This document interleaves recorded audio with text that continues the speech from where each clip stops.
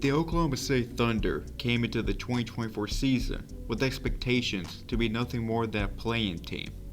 They instead finished with the top seed in one of the most competitive conferences in league history. They did this despite being one of the youngest teams in the league, the second youngest to be exact, with the surrounding teams all being lottery bound. And to top it all off, the Thunder have a ton of draft picks that can be leveraged into a key addition or two down the road. In other words, the Thunder have arguably the brightest future in the entire league. Welcome to my channel, Cyber TV here, but you can also call me Kevin. For this short video, I wanted to go over the Oklahoma City Thunder and their 2024 season. On one hand, it is disappointing to see a 57-win first seed get eliminated in the second round by a rival team located a few hours away. On the other hand, no one, not even OKC fans, saw them have the season that they just did. That ultimately, this is a season that Thunder fans will look back fondly to if the Thunder make the right moves to make this team the dynasty that it is capable of being. Unfortunately for Thunder fans, this is not the first time that the Thunder had a potential dynasty brewing. Those of us that have been watching for 15 plus years remember the Durant, Westbrook, Harden era Thunder. That was also a very young team led by an all-time great wing. They started off atrocious before making gradual progress every season, peaking in 2012 with a loss to LeBron's super team in the finals. The future was incredibly bright, but then Harden bolted for Houston, Westbrook and Durant could not stay healthy, and finally Durant bolted for the Golden State after blowing a 3-1 lead to the Warriors. I remember telling my dad after the 2012 finals that OKC was going to win at least 5 rings, and 12 years later, they have won 0. I didn't tell them they would have won them in the next 12 years, so my prediction might still happen one day, but it would not be because of that group. But the Thunder have a new group of promising young talent. The first is of course Shai Gilgeous-Alexander, the dynamic point guard / shooting guard / wing. Whatever the guy plays, he plays multiple positions and he excels at them. And he excels as a scorer, as a playmaker, and as a defender. He might not be the scorer that Durant once was, but at worst, he's not far off. He might not be the playmaker that Westbrook once was, but at worst, he's not far off. And he might not be the defender that Harden once was, but at worst, he's much better than Harden ever was on defense. He's excellent at creating a shot, protecting the ball, and playing at his own pace. But sometimes, it seems like he has the Durant mindset of settling for 30-35 point games instead of going off for 40 or 50. And that was on display against the Mavericks, when it seemed like he wasn't emptying the clips enough.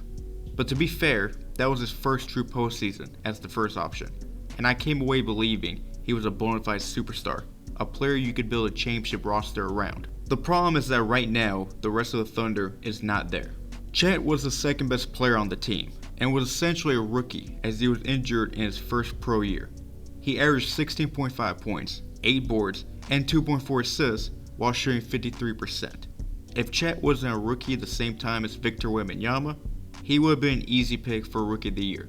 But his slender 7'1", 208-pound build proved to be an issue against big physical teams like the Lakers and in Game 6 against the Mavericks, as his 3 rebounds to fellow rookie center Derek Lively's 15 might have been the difference. Some people believe Chet is a natural 4, and that the Thunder need to find a true center, which the Thunder basically found with the addition of Isaiah Hartenstein. For 3 years and $87 million, the Thunder have someone to rebound and add size and physicality down the middle. So their center woes might be gone now.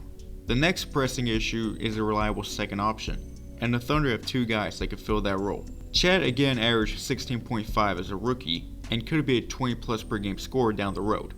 But the Thunder might already have their second option of the future in Jalen Williams. J-Dub in his second year averaged nearly 20 points per game.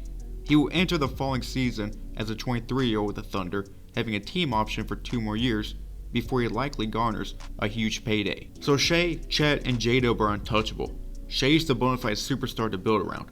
Chet has the potential to be an All-NBA caliber big, and J-Dub has the potential to be a perennial All-Star. Ideally, you want your cornerstone to be the oldest of your big 2 or 3, and that is the case here, as Shai's 25, and Chet and J-Dub are 21, 22, respectively. If all 3 can coexist and stay healthy, and I believe they at least should be able to coexist and complement each other's games, then that's a decade plus long title window. But who do you surround him with? Well, for starters, Caruso was a great start to their free agency, and they managed to acquire him by replacing Giddey, addition by subtraction, and keeping their draft picks. I remember how important Caruso was for the 2020 Lakers. It often felt like he made the momentum plays on defense that allowed the Lakers to win so many games that year and ultimately win it all in the bubble. It never made sense for the Lakers to part ways with him, and that decision to part ways with him has only gotten worse. Caruso is an elite defender, has an insane and contagious motor, and that white boy can dunk. Had LeBron speechless once. Having him on the roster also means that SGA will likely play more shooting guard next season, which is his natural position. I liken him to a less athletic version of Kobe, who was a less athletic version of Jordan. All three could obviously play and excel at the point guard position, but they're at their best on the wing. And then back to Hartenstein. His addition to the team fills a big hole and should allow them to counter bigger lineups like the Lakers and Nuggets. Sam Presti managed to fix the Thunder's biggest issues without really losing anything, and set up to where once his core group are eligible for an extension, the Thunder have enough leverage to keep them long term if things continue to go smoothly. Ultimately, I don't think the Thunder need to complicate this any further. They have their big three set, all three should continue to get better. The next step for OKC is for Chet to come into next season bigger and stronger while still being a floor stretcher. I think Shea could also bulk up some more as well. They might not even need to do that for the Thunder to win all next season, but if they do, good luck to anyone else in the league. Boston has experience, Nuggets have that plus Jokic, but OKC has something brewing, and it looks like a matter of when, not if, the Thunder become NBA champs. So into that, what do you guys think about OKC's future? Let me know in the comments down below. Cyber out.